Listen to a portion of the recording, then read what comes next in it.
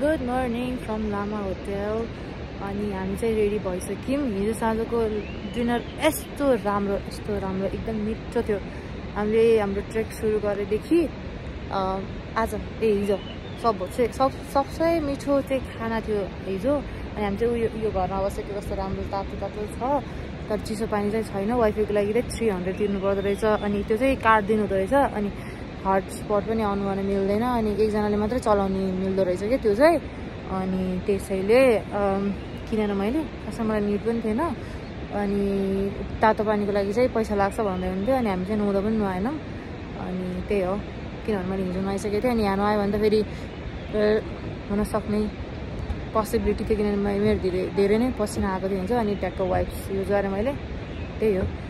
Let's go, we are ready. आज त मैले ट्र्याक लगाएको छु। चिसो आज एकदम चिसो चाहिँ यस्तो घाँटी यस्तो चिसो भइरहेछ, तर मलाई हिँडिसकेपछि चाहिँ चिसो हुन्न मलाई थाहा छ। ट्र्याक लगाएको छु अनि यो ज्याकेट लगाएको छु। अनि ज्याकेट चाहिँ अलिक गर्मी भएपछि खोल्छु, भित्र टी छ। लेट्स गो, अब ब्रेकफास्ट गर्छौँ हामी। टुडेज फिट यति छ प्यान्ट।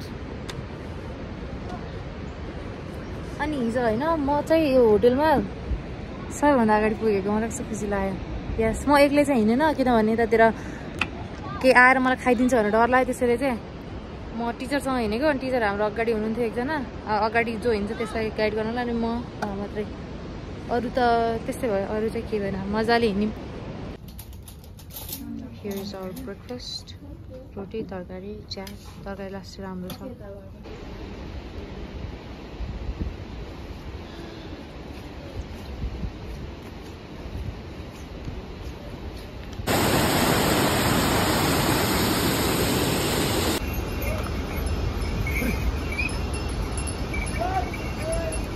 हामीले चाहिँ 7:50बाट आफ्नो फेरि ट्रेक सुरु गऱ्यौँ लामा भ्यालीबाट। छुच्छु गो गो गो। अनि यहाँनिर चाहिँ हामी चाहिँ यहाँ जाममा परेछौँ। अनि हामी चाहिँ आज खाना हामी कहाँ जान्छौँ भने घोडा तबेला। So let's go.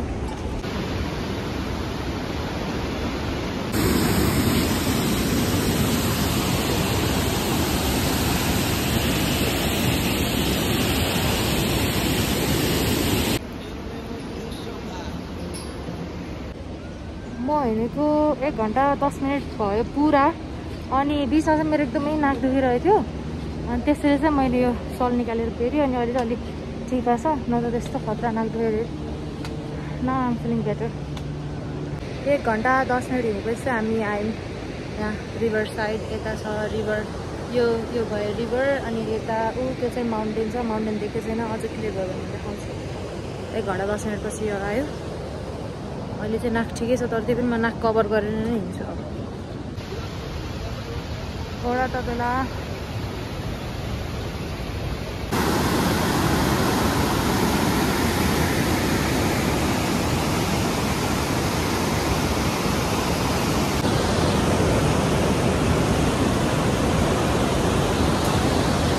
Wow, strawberry यो त खानु चाहिँ हुन्न, तर स्ट्रबेरी फल्दो रहेछ।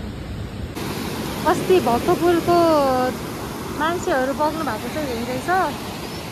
अहिले 10 बज्यो। अनि 2 घन्टा 20 मिनट हिँडेमा चाहिँ अहिले हामी लाङटाङ पुग्न लाग्यौँ। यो के भन्छ, एउटा चौर जस्तो छ, यहाँनिर पुग्यौँ हामी। हिँड्दैछौँ, म छु सबभन्दा अगाडि। Let's go.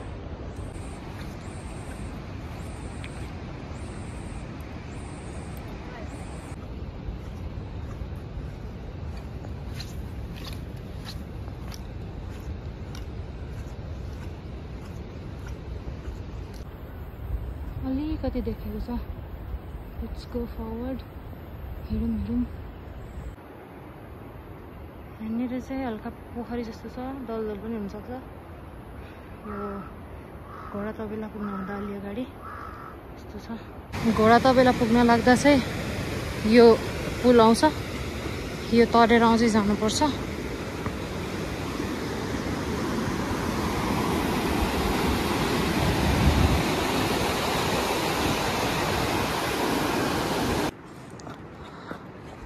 हामी घोडा तबेला आइपुग्यौँ। यहाँ बोर्डमा लेखेको छ घोडा तबेला। ए होइन रहेछ। अनि यता छ घोडा तबेलामा जुस खाँदैछौँ, म्याङ्गो जुस, वेलकम ड्रिङ्क। हामी चाहिँ यहाँबाट आएको। यहाँ पुल छ, यही पुलबाट खिचेर मैले खिचेको थिएँ फोटो भिडियोहरू। फर्स्ट डे चाहिँ यो खोलालाई लेफ्ट पारेर आउनुपर्छ होइन, लेफ्ट पारेर त्यही बाटोबाट आउने। अनि सेकेन्ड डेमा चाहिँ राइट पर्दो रहेछ। फर्स्ट डेको हामी त्यो पुल छ नि, पुल पहिरोभन्दा अलि उताको पुल कटिसकेपछि चाहिँ हामी खोलालाई राइट पारेर आउँछौँ। अनि सेकेन्ड डेमा चाहिँ खोला एकदम नजिकबाट नै देखिन्छ। अनि नजिकबाट देखिन्छ। अनि पछि चाहिँ माथि माथि चढ्नुपर्छ। राम्रो छ भ्यू। अहिले चाहिँ 12:07 गयो। अनि मैले चाहिँ खाना खाएर अलिअलि बिस्तारै बिस्तारै गरेर हिँड्छु, त्यसैले म निस्किन लागेको। अनि हामी चाहिँ त्यहाँ पुगेको थियौँ 10:30-35 यस्तैमा पुगिसकेको थियौँ। अनि खाना खाएर चाहिँ अब म बिस्तारै बिस्तारै हिँड्नु लाग्यो, किनभने अब चाहिँ ठाडो उकालो छ नि, उकालोमा त रेस्ट लिँदै हिँड्नु पऱ्यो नि त। अनि सबैसँग सँगै गयो भने फेरि त्यहाँ जाम हुन्छ, अनि सानो हुन्छ बाटो, माथिबाट आउनेले पनि फर्केन पाउँदैन, के हुन्छ। अनि त्यसरी चाहिँ म बिस्तारै बिस्तारै जान्ला। अगाडि चाहिँ दादा दिदीहरूको स्कुल भयो 2टा, अनि अघि नै हो उहाँहरू चाहिँ। म चाहिँ अहिले जाँदैछु। खाना राम्रो छ। हामीहरू खाना खाएको ठाउँ चाहिँ घोडा तबेला।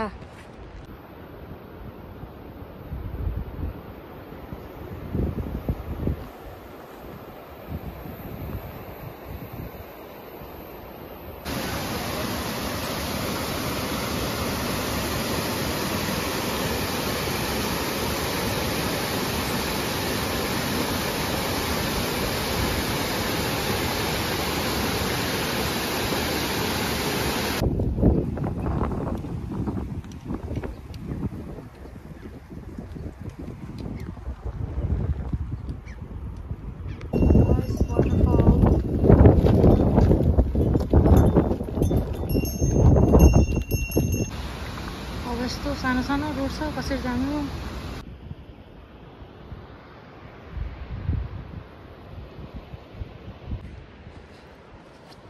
अब सायद म 20 to 30 मिनटमा लाङटाङ भ्याली पुग्छु।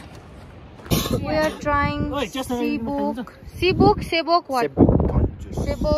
Seabok chon होला? Chon juice. You can take it. Thank you, Dai. Okay, let's cheers. Hey, Surya. Cheers, bro. Cheers.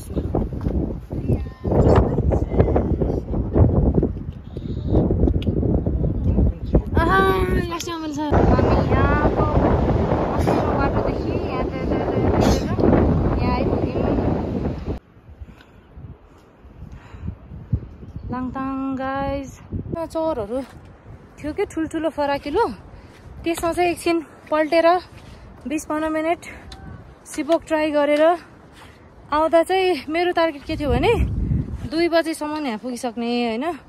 तर बिचमा यस्तो राम्रो नजाराहरू थियो, आई ह्याड टु स्टप। अनि रमाइलो गर्दै आयौँ। अब चाहिँ 3 बजिसक्यो। ठिक छ।